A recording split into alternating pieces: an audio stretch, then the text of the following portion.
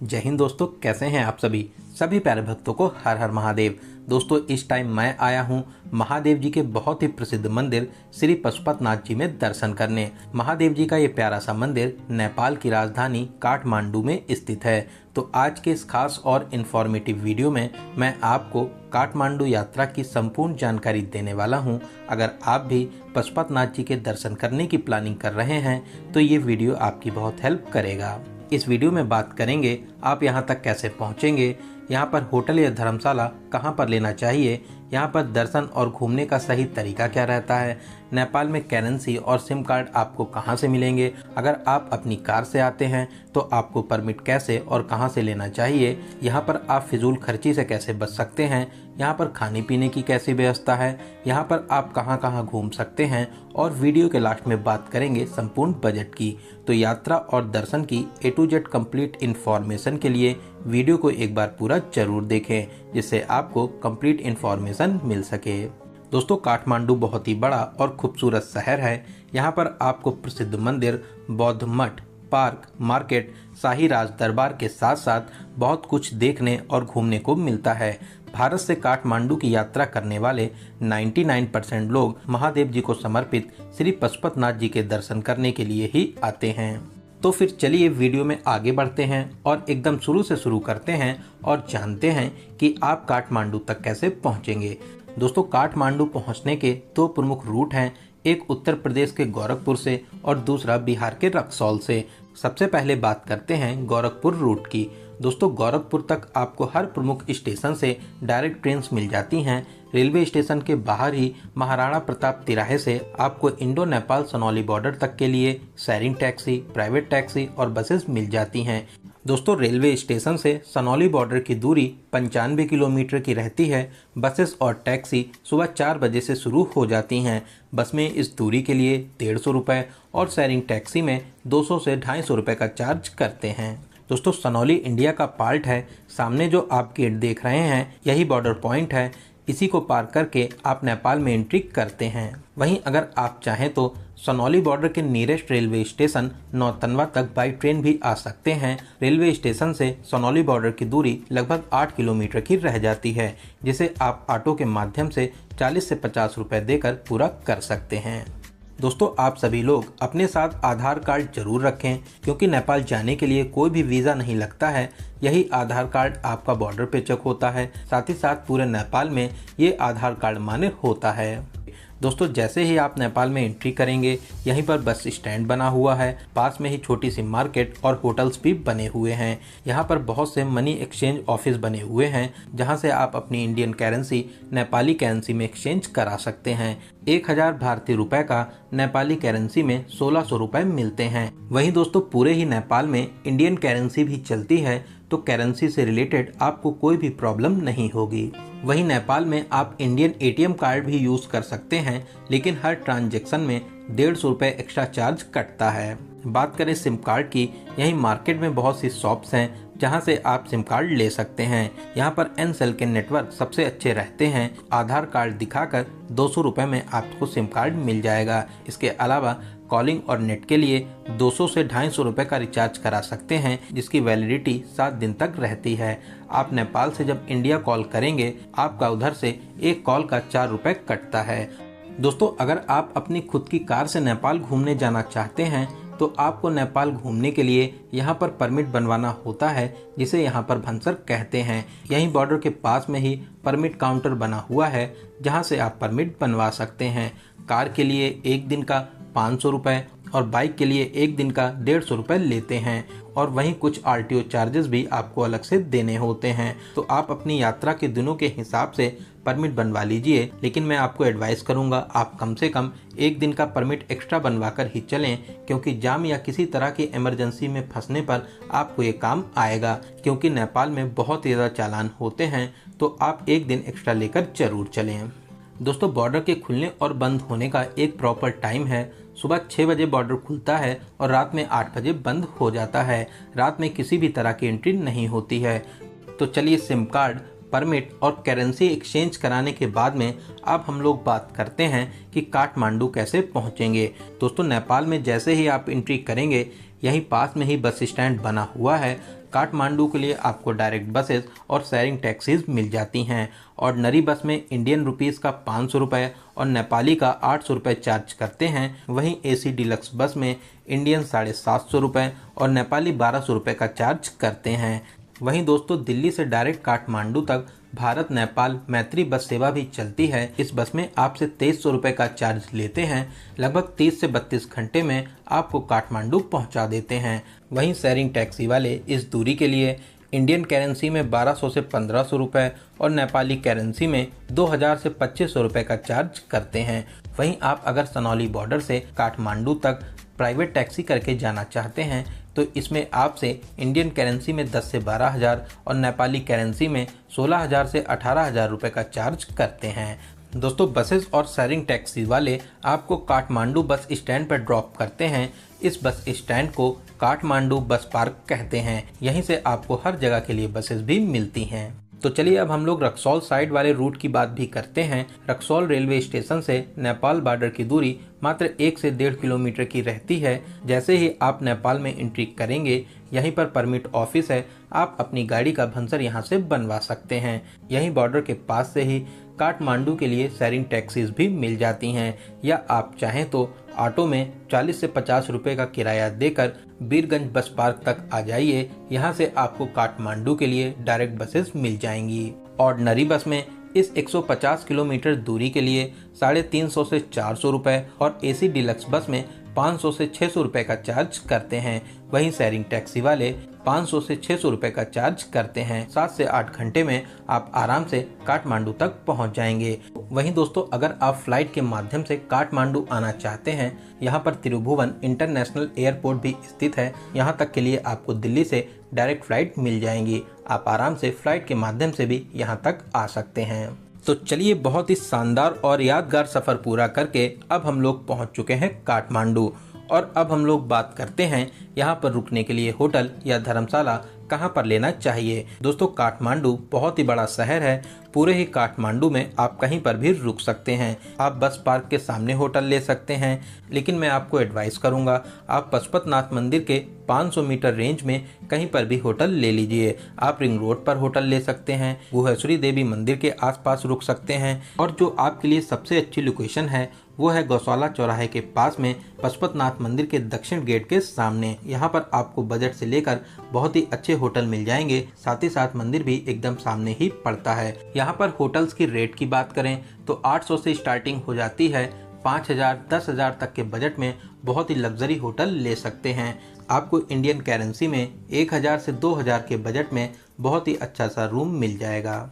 दोस्तों यहाँ पर ऑटो नहीं चलते हैं, तो आपको एक प्लेस से दूसरे प्लेस जाने के लिए टैक्सी या लोकल बसेस का यूज़ करना रहता है। टैक्सी वाले बस पार्क से गौशाला चौराहे के लिए लगभग 300 से 400 रुपये नेपाली रुपीस चार्ज करते हैं। तो चलिए एक अच्छा सा रूम लेने के बाद में रात में हम लोग अपने होटल में आराम करेंगे और सुबह स्नान करने के बाद में अब हम लोग चलेंगे महादेव जी के दर्शन करने। दोस्तों कमेंट बॉक्स में हर हर महादेव जरूर लिखें। दोस्तों पशुपतिनाथ मंदिर बहुत ही विशाल प्रांगण में स्थापित है, जो भागमती नदी के किनारे स्थित है। ये विश्वविख्यात मंदिर यूनेस्को विश्व सांस्कृतिक विरासत स्थल की सूची में भी शामिल है। दोस्तों इस प्राचीन मंदिर का निर्माण सोमदेव राजवंश के द्वारा 3री सदी ईसा पूर्व में करवाया गया था, जो आज से लगभग 2400 वर्ष पहले हुआ था। दोस्तों यही मंदिर परिसर में ही आपको बहुत सी फूलमाला और प्रसाद की दुकानें मिल जाएंगी।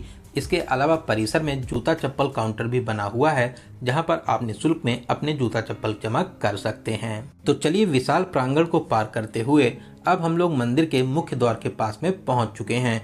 दोस्तों मंदिर के अंदर मोबाइल फोन और कैमरे का यूज एकदम मना है। पकड़े जाने पर बहुत ही ज्यादा फाइन लेते हैं, साथ ही साथ आपका मोबाइल भी जमा हो जाएगा। तो चलिए लाइन में लगकर मंदिर में प्रवेश करेंगे। सामने ही विशाल नंदी महाराज स्थापित हैं। दोस्तों इस मंदिर में महादेव जी की एक 5 मुख वाली प्रतिमा स्थापित है, जो चारों दिशाओं में एक एक मुख है और एक मुख ऊपर की तरफ है। तो आप लाइन में लगकर चारों दिशाओं के दरवाजों से पशुपतिनाथ जी के बहुत ही अलौकिक रूप के दर्शन प्राप्त कर सकते हैं। महादेव आपकी सभी मनोकामनाओं को जरूर पूरा करेंगे। दोस्तों कमेंट बॉक्स में हर हर महादेव जरूर लिखें। दोस्तों मंदिर परिसर में और भी सभी देवी देवताओं के मंदिर स्थापित हैं। आप यहां पर दर्शन जरूर करें, यहाँ पर आपको दर्शन करने में 1 से 2 घंटे का समय लग जाता है। दोस्तों ऐसी मान्यता है, श्री केदारनाथ जी के दर्शन के बाद में श्री पशुपतनाथ जी के दर्शन करने जरूर आना चाहिए, तभी आपकी केदारनाथ और पशुपतनाथ की यात्रा सफल मानी जाती है। तो चलिए इस अलौकिक मंदिर में दर्शन करने के बाद में अब हम लोग जानते हैं काठमांडू में कहां कहां दर्शन और घूमने जा सकते हैं। दोस्तों काठमांडू में बहुत से टूरिस्ट प्लेस हैं जो काफ़ी दूर दूर स्थित हैं। सबसे अच्छा रहता है आप यहां पर टैक्सी बुक कर लीजिए। अगर आपके पास में कम टाइम है तो आप एक दिन में 5 से 6 इम्पॉर्टेंट प्लेसेस को घूम सकते हैं। एक दिन के लिए टैक्सी वाले 4000 से 5000 नेपाली रुपए चार्ज करते हैं। वहीं आप अगर सभी प्लेसेस को घूमना चाहते हैं तो फिर आप कम से कम 2 दिनों के लिए टैक्सी बुक करना चाहिए।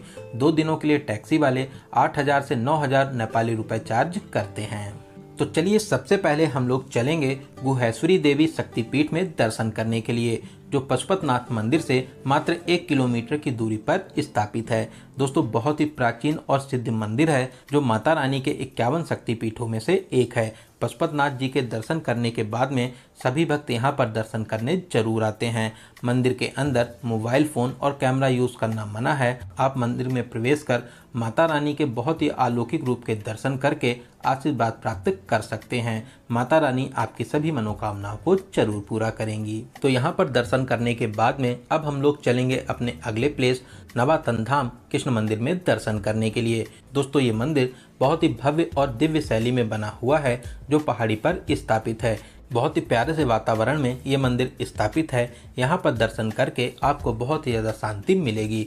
कुछ टाइम आप मंदिर में जरूर बैठें, आपको यहाँ पर बहुत ही ज़्यादा अच्छा लगेगा। तो कृष्णा जी के इस प्यारे से मंदिर में दर्शन करने के बाद में तो अब हम लोग चलेंगे बुद्धनाथ स्तूपा, जो यहाँ से लगभग 3 किलोमीटर दूरी पर स्थापित है। यहाँ पर सार्क कंट्री के लोगों के लिए 100 रुपये और अदर कंट्री के लोगों के लिए 400 रुपये का टिकट लगता है। दोस्तों बहुत ही प्यारा सा स्थान है जो भगवान बुद्ध को समर्पित है। यहाँ पर देश और विदेश से लाखों लोग आते हैं। विशाल प्रांगण के बीचों बीच में स्तूप स्थित है और चारों तरफ बड़ी सी मार्केट भी बनी हुई है। कुछ सीढ़ियां चढ़कर आप स्तूप के ऊपर भी जा सकते हैं। तो यहाँ पे 20 से 30 मिनट घूमने के बाद में अब हम लोग चलेंगे अपने अगले प्लेस गार्डन ऑफ ड्रीम्स, जो बहुत ही प्यारा गार्डन है। यहाँ पर एंट्री करने के लिए नेपाली 400 रुपये का टिकट लगता है। दोस्तों वीडियो में आप इसकी खूबसूरती देख सकते हैं। फोटोग्राफी और वीडियोग्राफी के लिए बहुत ही प्यारा सा प्लेस है। यहाँ पर आपको बहुत से वैरायटी के फूल और पौधे देखने को मिलते हैं। यहाँ की खूबसूरती देखकर आपका दिल खुश हो जाएगा। साथ ही अंदर में रेस्टोरेंट भी बना हुआ है। अगर आप खाना पीना भी करना चाहते हैं तो आप यहाँ पर खाना पीना भी कर सकते हैं। दोस्तों इन सभी प्लेसेस को कवर करने में आपको शाम हो जाएगी। लगभग 1 से 1.5 घंटा घूमने के बाद में शाम को हम लोग चलेंगे यहाँ की बहुत ही फेमस मार्केट थमिल मार्केट में घूमने के लिए। दोस्तों थमिल मार्केट अपनी शॉपिंग और नाइट लाइफ के लिए बहुत ही ज़्यादा फेमस है। यहाँ पर आप कपड़े और नेपाली आइटम्स की शॉपिंग जरूर करें जिनके रेट्स भी नॉर्मल रहते हैं। साथ ही साथ आप यहाँ पर स्ट्रीट फूड और रेस्टोरेंट में फूड को भी ट्राई कर सकते हैं। यहाँ का टेस्ट सच में लाजवाब रहता है, तो यहाँ पर आप फूड को जरूर ट्राई करें। तो थमिल मार्केट में लगभग 1 से 1.5 घंटे घूमने के बाद में रात में हम लोग अपने होटल में आराम करेंगे और नेक्स्ट मॉर्निंग हम लोग अदर प्लेसेस को कवर करेंगे। दोस्तों अगले दिन आप भक्तपुर दरबार और पाटन दरबार भी जा सकते हैं। ये दोनों दरबार नेपाली राजा महाराजाओं के प्राचीन महल हैं। साथ ही साथ यहाँ पर प्राचीन मंदिर और म्यूजियम भी बने हुए हैं। इसके अलावा आप काठमांडू दरबार स्क्वायर भी जा सकते हैं। ये भी काठमांडू का मेन टूरिस्ट प्लेस है। आप अपनी लिस्ट में स्वयंभू महाचित्र बुद्ध टेम्पल को शामिल कर सकते हैं। साथ ही साथ बुद्धा पार्क भी घूमने जरूर जाइए। आपको यहाँ पर घूमकर बहुत ही ज़्यादा अच्छा लगेगा। साथ ही साथ आप अपनी यहाँ पर प्यारी प्यारी फोटोशूट भी करा सकते हैं। इसके अलावा आप चंद्रगिरी हिल्स भी जा सकते हैं जो पशुपतनाथ मंदिर से लगभग 25 किलोमीटर की दूरी पर स्थित है। आप केबल कार की हेल्प से भलेश्वर महादेव मंदिर के पास में आ जाएंगे। दोस्तों यहाँ से काठमांडू वैली और हिमालय रेंज के नज़ारे बहुत ही ज़्यादा शानदार लगते हैं। आप अपनी लिस्ट में इस प्लेस को जरूर शामिल करें। ये प्लेस बहुत ही ज़्यादा अच्छा है, आप यहाँ पर घूमने जरूर आइए। दोस्तों इन सभी प्लेसेस के अलावा भी काठमांडू में और भी बहुत से टूरिस्ट प्लेस हैं। आप अपने टूर प्लान के हिसाब से और भी बहुत से टूरिस्ट प्लेसेस को कवर कर सकते हैं। तो चलिए अब हम लोग बात करते हैं यहाँ पर खाने पीने की कैसी व्यवस्था है। दोस्तों यहाँ पर आपको veg, non veg, Thai food, Korean food, Japanese food, हर तरीके के फूड मिल जाएंगे, लेकिन नॉन वेज के ऑप्शंस आपको ज़्यादा मिलते हैं। वहीं बहुत से होटल्स में आपको वेज फूड भी मिल जाता है। साथ ही साथ जो मैंने आपको पशुपतिनाथ दक्षिण गेट के सामने वाली लोकेशन बताई है, यहाँ पर आपको बहुत ही अच्छा वेज रेस्टोरेंट भी मिल जाएगा, जहाँ पर आप नॉर्मल रेट पर खाना पीना भी कर सकते हैं। तो चलिए अब हम लोग बात करते हैं यहाँ पर आने का सबसे अच्छा समय कौन सा रहता है। दोस्तों ऐसे तो बरसात के टाइम पर सावन में भी यहाँ पर बहुत ही ज़्यादा भीड़ भाड़ होती है। अगर आप बरसात को अवॉइड करना चाहते हैं तो आप अक्टूबर, नवंबर, दिसंबर में भी यहाँ पर घूमने आ सकते हैं। इसके अलावा मार्च, अप्रैल, मई और जून यहाँ का पीक टाइम रहता है। इस टाइम पर यहाँ पर बहुत ही ज़्यादा भीड़ भाड़ होती है। बात करें काठमांडू में आपको कितने दिनों का टूर प्लान बनाना चाहिए। आपको काठमांडू घूमने के लिए 3 डेज और 2 नाइट का स्टे जरूर करना चाहिए। वहीं आप 4 डेज और 3 नाइट का भी स्टे बना सकते हैं। वहीं गोरखपुर या रक्सौल साइड से आप आ रहे हैं तो आप मान के चलिए कि कम से कम आपका 2 दिन आने जाने में भी लग जाएगा। तो आप उसी हिसाब से अपना टूर प्लान बनाइए। तो चलिए अब हम लोग बात करते हैं सबसे जरूरी क्वेश्चन बजट की। कितने बजट में आप इस पावन यात्रा को पूरा कर लेंगे। दोस्तों मैं मान के चलता हूं कि आप कम से कम 2 या 3 लोग तो यहां पर घूमने आएंगे ही आएंगे। साथ ही साथ आप 3 डेज और 2 नाइट का प्लान बनाते हैं तो 25,000 से 30,000 इंडियन रुपीज़ में आप इस यात्रा को बहुत ही अच्छे तरीके से पूरा कर लेंगे। वहीं अगर आप 4 डेज और 3 नाइट का काठमांडू में स्टे बनाते हैं तो आप मान के चलिए 30,000 से 35,000 रुपये में आप इस यात्रा को बहुत ही अच्छे तरीके से पूरा कर लेंगे। इस बजट में आपका आने जाने का बस का किराया, खाना पीना, होटल, यहाँ पर लगने वाले टिकट और घूमने के लिए टैक्सी का किराया इंक्लूड है। गोरखपुर और रक्सौल तक आने के लिए ट्रेन का टिकट आप अपने हिसाब से बुक कर सकते हैं। तो दोस्तों यहाँ पर मैंने आपको काठमांडू यात्रा और पशुपतिनाथ जी के दर्शन से रिलेटेड हर एक छोटी बड़ी जानकारी को बहुत ही अच्छे और सही से देने की पूरी कोशिश की है। अगर फिर भी आपके कोई भी क्वेश्चन रह जाते हैं तो आप हमें कमेंट के माध्यम से पूछ सकते हैं। दोस्तों आप इस वीडियो को कहां से देख रहे हैं और आपको ये वीडियो कैसा लगा कमेंट बॉक्स में जरूर बताइएगा। वहीं दोस्तों मैं आशा करता हूं कि आपको ये वीडियो बहुत ही ज़्यादा अच्छा लगा होगा, तो आप अपने एक लाइक से हमें मोटिवेट जरूर करें। साथ ही साथ आप अपने सभी फ्रेंड्स और रिलेटिव में जरूर से जरूर शेयर करें। अगर अभी तक आप हमारी फैमिली में शामिल नहीं हुए हैं तो प्लीज़ चैनल को जरूर सब्सक्राइब करें। साथ ही साथ बेल आइकन प्रेस करने के बाद में ऑल नोटिफिकेशन को जरूर क्लिक करें। तो चलिए दोस्तों अब मिलते हैं किसी ऐसे ही इंफॉर्मेटिव वीडियो में। तब तक आप अपना और अपने परिवार का बहुत ज़्यादा ख्याल रखें। आपकी यात्रा सफल, सुगम और मंगलमय हो। जय हिंद, जय भारत, हर हर महादेव।